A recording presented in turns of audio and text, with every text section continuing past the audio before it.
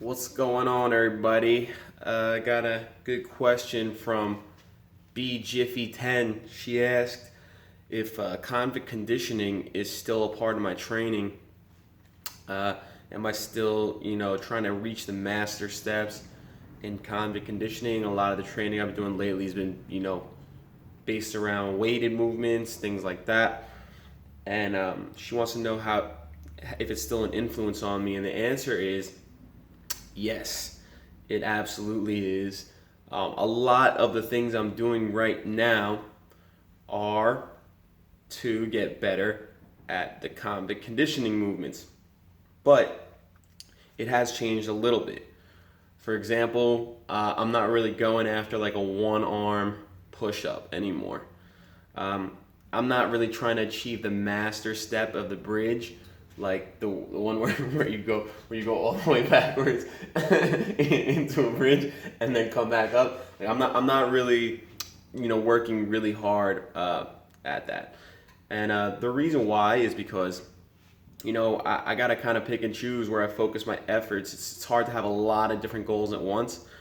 Um, for example, the amount of effort and time I'd have to put into the bridging would most likely take away from something else. So either my vertical training or my hypertrophy training for legs, something like that. It's going to cut into that time. I only have a limited amount of time, so I have to focus my efforts on my top priorities.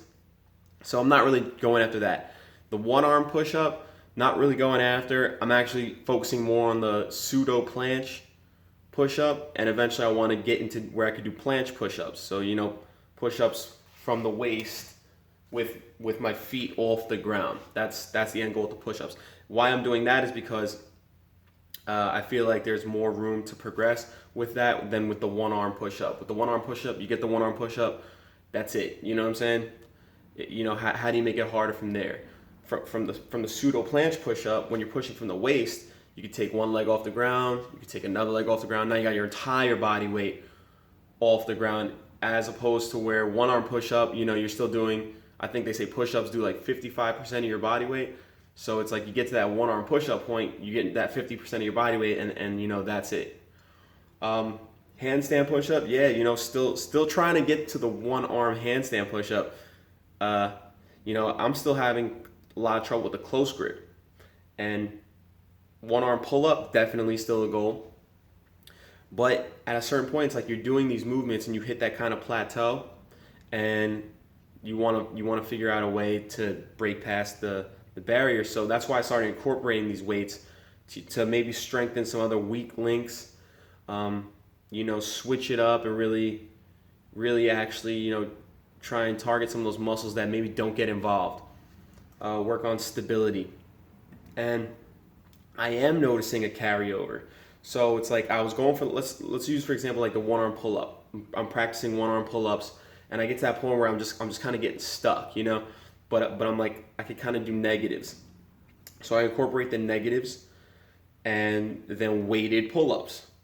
So weighted pull ups isn't part of convict conditioning, right? But that doesn't mean that it doesn't help with the end goal. It doesn't mean it doesn't help you eventually achieve a one arm pull up. I mean, actually, it could be argued that it's almost necessary. And it's probably right up there with the most efficient ways that you can achieve a one arm pull up.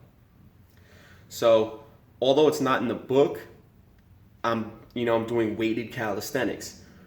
Here's the thing. I'm doing it the same way.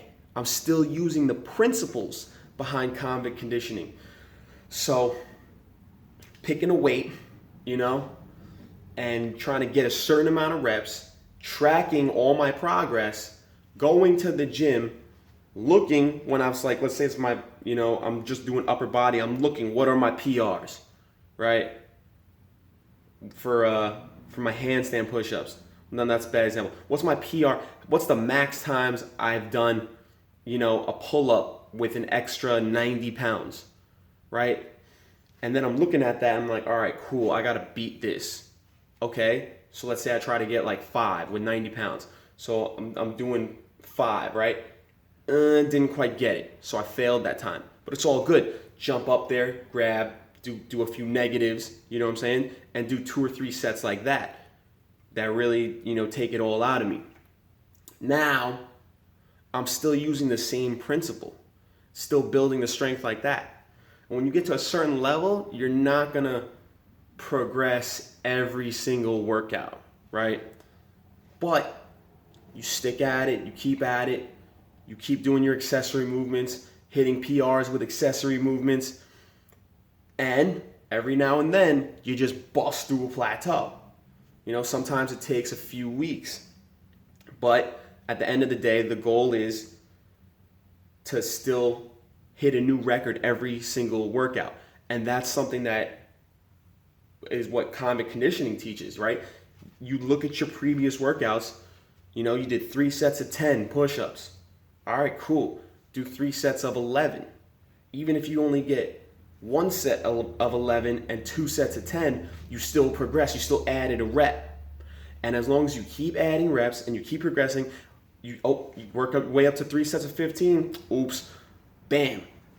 You make the move a little bit harder.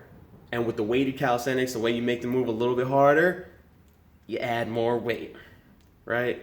Simple as that. So that was a great question. Yes, convict conditioning, I'm still working on it. But just in an effort to become all around more well-rounded and also develop my legs and vertical, I've sort of created my own style of training. That's what hybrid athletics is. That's why I call it hybrid athletics. We're implementing different things, and it's all about becoming a well-rounded athlete. So thank you for the question, Be Jiffy. And if you guys got any more questions, I like doing stuff like this. It gives me something to talk about. I'm interested in hearing, what you guys have to want to know. I know a lot of people have asked me questions before, and it never really occurred to me to make videos and do a Q&A. So leave some questions, and every now and then, maybe once every couple weeks or so, I could put together a list of questions and go ahead and just answer them for y'all and see if that's something you enjoy. If you do, go ahead, leave me a like, and don't forget to subscribe. I got plenty more content like this on the way. Gonna get back to shooting a lot more workouts, working on a lot of new different things, hitting a lot of PRs. So looking forward to sharing that with you all. All right, take it easy. I'll talk to you next time.